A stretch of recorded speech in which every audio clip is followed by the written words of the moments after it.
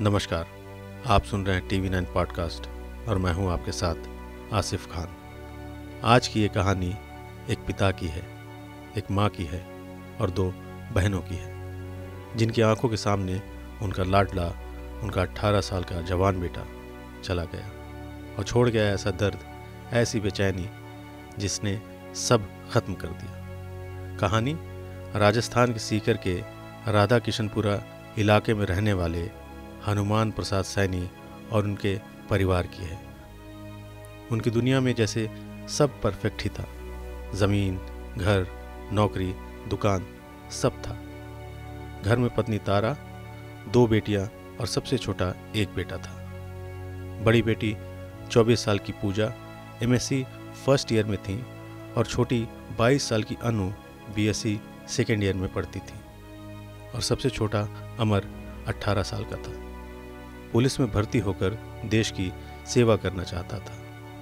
वो इसके लिए जी जान से तैयारी भी कर रहा था, लेकिन हंसते खेलते इस परिवार पर तब दुखों का पहाड़ टूट पड़ा जब पिछले साल के सितंबर महीने में अमर की मौत हो गई। बाकी दिनों की तरह उस दिन भी अमर स्टेडियम में दौड़ लगा रहा था, लेकिन अचानक ही उसके सीने में तेज दर्द होने लगा। अमर ज़मीन पर गिर पड़ा। ये हार्ट अटैक था। अमर की मौत हो गई और उसकी मौत के साथ ही जैसे सब खत्म हो गया। जिस बेटे को कंधों पर बिठाकर खिलाया, अब उसी बेटे को कंधा देना था। हनुमान प्रसाद के घर में जैसे कभी ना खत्म होने वाला मातम पसर गया। एक ऐसा खालीपन जिसका भरना अब नामुमकिन था। माँ तारा अपने सबसे छोटे और सबसे लाडले बच्चे की मौत के सदमे में थी। उनकी तो जैसे दुनिया ही खत्म हो गई। पूजा और अनु को अब कभी वो कलाई नहीं मिलेगी जिस पर वो धागा बांध वो अपने प्यारे भाई से अपनी रक्षा का वादा लेंगे। रिश्तेदारों, दोस्तों, पड़ोसियों ने परिवार को संभालने की हर कोशिश की, लेकिन इस दुख का कोई अंत नहीं था। तारा, पूजा और अनु ने तो घर से बाहर निकलना भी बंद कर दिया था। हनुमान प्रसाद भी बस या तो ऑफिस के लिए निकलते या फिर घर का कोई सामान लेने। रविवार शाम को हर रोज की तरह दूध वाला दूध देने घर पहुंचा। वो काफ़ी देर तक दरवाज़ा खटखटाता रहा, लेकिन उस दिन दरवाज़ा नहीं खुला। उन्होंने मोबाइल पर फ़ोन भी किया, लेकिन तब भी कोई जवाब नहीं मिला। जिसके बाद उन्होंने हनुमान के छोटे भाई के बेटे युवराज को कॉल किया। अमर की मौत के बाद से ही युवराज हनुमान के परिवार के साथ ही रहता था। युवराज ने अपने पिता, चाचा और भाई को फ़ोन किया। युवराज के चाचा कपिल ने किसी तरह घर का मेन गेट खोला और अंदर घुस गए। घर के एक कमरे में लोहे के गार्डर से हनुमान प्रसाद, तारा, उनकी दोनों बेटियों के शव लटके मिले। एक ही रस्सी के टुकड़ों से इन चारों ने अपनी जान ले ली थी। वहाँ सामने एक पलंग गिरा पड़ा था। ये चारों इसी पलंग पर चढ़कर फंदे पर लटके और फिर पैरों से पलंग गिरा दिया। वहीं सामने बेटे अमर की फ़ोटो रखी थी, जिसके आगे कुछ सामान रखा था। पुलिस को यहाँ 2 पन्ने का सुसाइड नोट मिला, जिस पर लिखा था, मैं हनुमान प्रसाद सैनी, मेरी पत्नी तारा देवी, 2 बेटियाँ पूजा और अनु अपने पूरे होश में यह लिख रहे हैं कि हमारे बेटे अमर का स्वर्गवास 27 सितंबर 2020 को हो गया था। हमने उसके बिना जीने की कोशिश की, लेकिन उसके बगैर जिया नहीं जाता।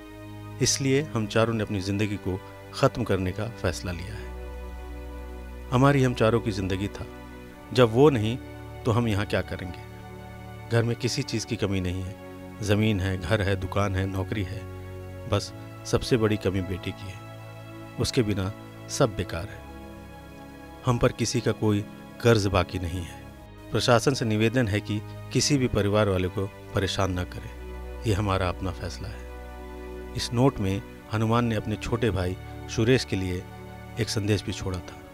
उन्होंने लिखा था, सुरेश, हम सबका अंतिम संस्कार परिवार की तरह ही करना। सब अपने रीति रिवाज से करना। अमर का कड़ा और उसके जन्म के बाल हमारे साथ गंगा में बहा देना। अमर की फ़ोटो के पास सब सामान रखा है। सुरेश, मेरे ऊपर किसी का कोई रुपया पैसा बाकी नहीं है। हनुमान के बूढ़े माँ बाप की रो रो कर आंखें पथरा गई हैं। दोनों भाई सुरेश और घनश्याम का गला ये बताते बताते चौक हो जाता है कि हनुमान बेटी की मौत के बाद से बार बार कहते थे, अब मैं जीऊँगा नहीं। अंतिम संस्कार में शामिल आस पड़ोस के लोगों ने बताया कि जिस लोहे के गार्डर से ये चारों लटके थे वो पहले वहाँ था ही नहीं। कुछ ही दिन पहले घर वालों ने मिस्त्री को बुलाकर लगवाया था। हनुमान और उसका परिवार डिप्रेशन से गुजर रहा था। बेशक जवान बेटी की मौत से बड़ा कोई सदमा नहीं हो सकता, लेकिन हनुमान और उनके परिवार ने जो किया वो भी ठीक नहीं है। अगर आपने भी अपने आसपास किसी को ये कहते सुना है कि वो जीना नहीं चाहता, तो ज़रूरत है उनसे बात करने की, उन्हें समझाने की, उन्हें समझने की। अपनी ज़िंदगी को ख़त्म कर देना किसी भी समस्या का हल नहीं है। बात कीजिए। अवसाद एक सच है, इससे भागना या इसके बारे में बात ना करना इसका समाधान नहीं है। आपको कैसा लगा हमारा ये पॉडकास्ट कमेंट सेक्शन में ज़रूर बताएं। जल्द मिलेंगे एक नए पॉडकास्ट के साथ। तब तक के लिए नमस्कार।